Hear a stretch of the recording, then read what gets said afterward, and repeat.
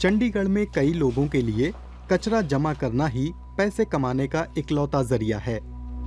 दिहाड़ी के तौर पर लोग उन्हें एक छोटी सी रकम देते हैं। वे सड़क पर कचरा छांटते हैं। 25 साल से ये काम कर रही संतोष टाक की सेहत पर असर पड़ा है। दूसरे लोगों को हेपेटाइटिस या टिटनेस हो चुका है। कचरा उठाने से खुजली भी हो जाती है और बीमार भी हो जाते हैं। पूरे शरीर में खुजलियाँ हो जाती है। ये पैर में भी हो रखी है खुजली। ये देखो हाथों में इन्फेक्शन भी हो जाता है। देखो ये हो रखा है आपके सामने। वो रिसाइकल हो सकने वाली चीजें कचरे से अलग करती हैं, जैसे कि प्लास्टिक या धातु। ये बिक जाती हैं, लेकिन अक्सर वो घरों का कूड़ा ही होता है। उसमें सैनिटरी उत्पाद भी होते हैं। फिर हम उसको हाथ से अलग अलग करते हैं। खुला ही आता है ओपन, यानी कि रैप नहीं आता, खुला ही आता है। खून वगैरह ऐसा गंदगी होती है पूरी, तो उसको हम अलग अलग करके हाथों से, इधर गीला, इधर सूखा, इधर दूसरा सीक्रेट कचरा, इधर विस्पर और इधर डाइपर। सैनिटरी का कचरा यहाँ एक बड़ी समस्या है। भारत में हर महीने 1 अरब से ज्यादा सैनिटरी पैड इस्तेमाल के बाद फेंक दिए जाते हैं। वो सब कूड़े के ढेरों में जाते हैं। चंडीगढ़ में हालात बदल रहे हैं। इस्तेमाल किए जाने के बाद हाइजीन उत्पादों को घरों में ही अलग करना होता है। चंडीगढ़ नगर निगम ने ये पहल शुरू की, जो 1 साल से चल रही है। Basic concept that it is a taboo. संकोच या शर्म की वजह से बहुत से नागरिक अपने कचरे को अलग अलग करके नहीं देते। वे उसे गीले कचरे के साथ ही मिलाकर रख देते हैं। हम ऐसा नहीं चाहते, क्योंकि गीला कचरा खाद बनाने के लिए जाता है।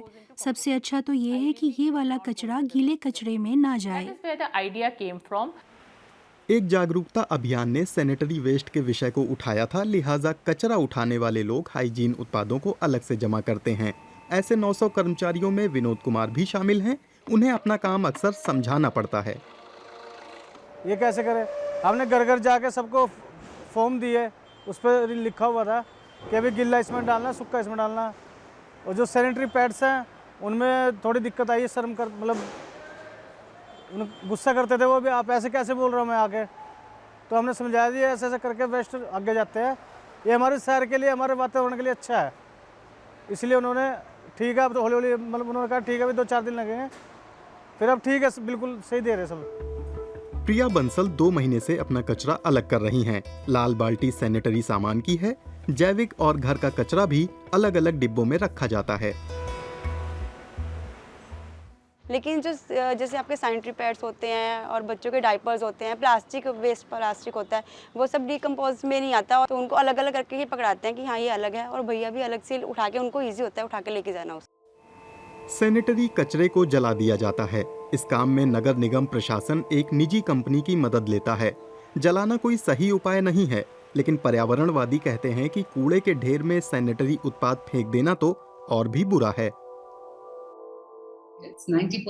ये 90% प्लास्टिक है, जिसका मतलब ये जस का तस कचरे के ढेर में पड़ा रहेगा। छोटे छोटे टुकड़ों में टूट जाएगा, जिसे माइक्रो प्लास्टिक कहा जाता है। ये 700-800 साल तक पर्यावरण में बना रहेगा। इसमें मौजूद केमिकल्स के लिहाज से देखें तो ये एक बहुत लंबी अवधि है। भारत में हर साल 1,13,000 टन सैनिटरी कचरा निकलता है। फिलहाल जलाने के सिवा इससे निपटने का कोई ठोस वैकल्पिक उपाय नहीं है। बहुत सारे स्टार्टअप टिकाऊ तरीके निकालने की कोशिशों में जुटे हैं। कुछ नई तकनीकें आई हैं जिनमें सैनिटरी पैड्स की तहों को अलग अलग करके प्लास्टिक निकाला जा सकता है। सेलुलोज जैसे पदार्थ भी अलग किए जा सकते हैं।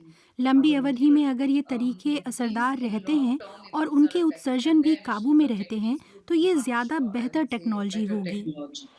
लेकिन ऐसी टेक्नोलॉजी पर अमल करने में अभी कुछ समय लगेगा।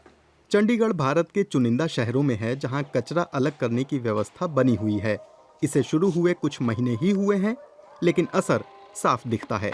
पहले दिन तो केवल 22 किलो कचरा जमा हुआ, आज 500 किलो से ज्यादा हो जाता है। इन आंकड़ों से पता चलता है कि समाज और शहर ने अभियान को कैसे हाथों हाथ लिया है। इस पहल से जलवायु के प्रति जागरूकता तो आ ही रही है, साथ ही सैनिटरी हाइजीन से जुड़ी शर्म और हिचक भी टूट रही है।